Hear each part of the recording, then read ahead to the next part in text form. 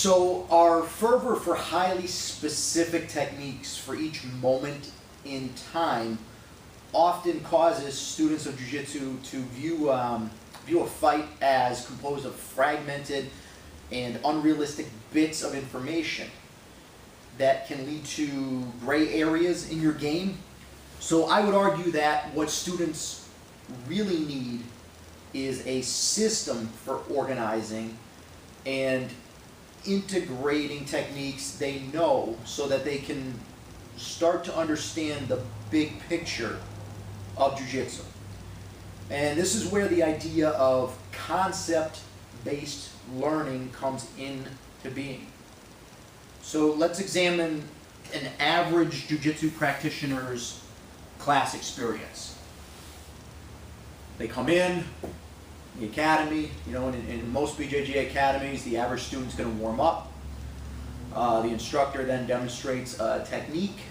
The student finds a partner roughly his size, and both the student and the partner practice the technique for perhaps 10 to 15 minutes before the next technique is demonstrated by the instructor. So, how many repetitions can you perform within this time frame? 10 minutes, maybe. Take something simple like a cross choke.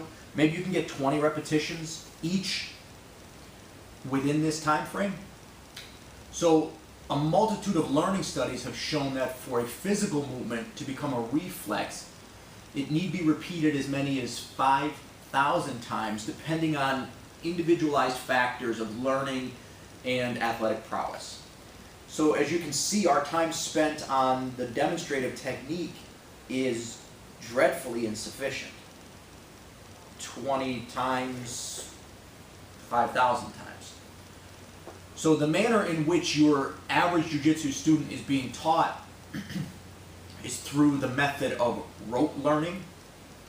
And rote learning is a memorization technique based on repetition. The idea behind rote learning is that you will be able to quickly recall the material the more you repeat it. And rote methods are routinely used when quick memorization is required, such as memorizing a hot girl's or guy's, whatever you're into, telephone number. 8675309. You just keep repeating it until you got it. Rote learning is widely used in the mastery of foundational knowledge. Let's take examples of school topics where rote learning is frequently used.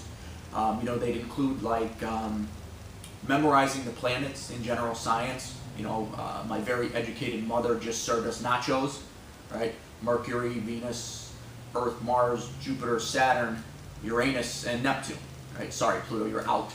No more Pluto. Multiplication tables in mathematics, right? 2 times 2 is 4, 2 times 3 is 6, 2 times 4 is 8. And dates in history class. The War of 1812 was fought in 1812. So, let's take another example. One illustration of rote learning could be observed in preparing quickly for exams, right? A technique we colloquially refer to as cramming. We've all crammed for a test. Think back to that test, the last test you crammed for, and try to recall as much information on that given subject as you possibly can. And if you take a second, take a minute, take as long as you want, you're not recalling a whole lot of it, right? That's because by definition, rote learning eschews comprehension.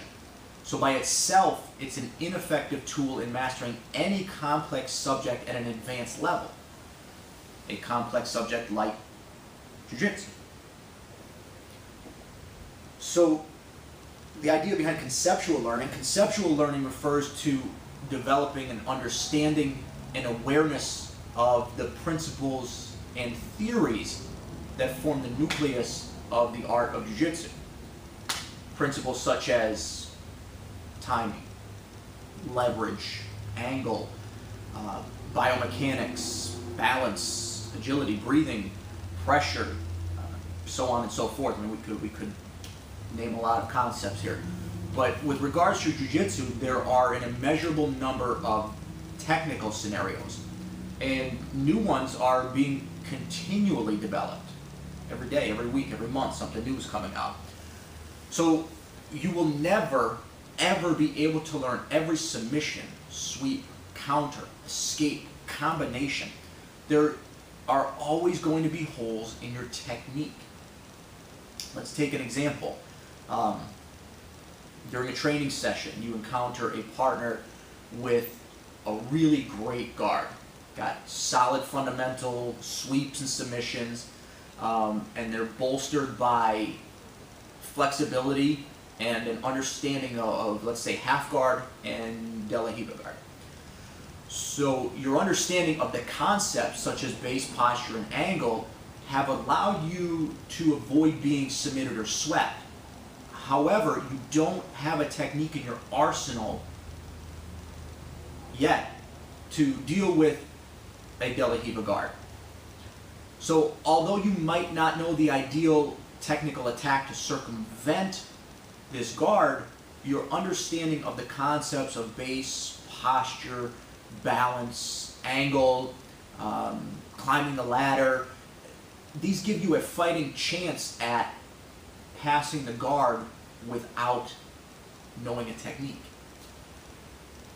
Conceptual knowledge allows you to deductively create your own movements and adapt despite your lack of technical knowledge. Conceptual knowledge essentially fills in the gaps within your technical deficiencies. You know, we have to remember that at its core, jiu-jitsu is an art of movement, not an art of moves. Think about it, train well. See you guys soon.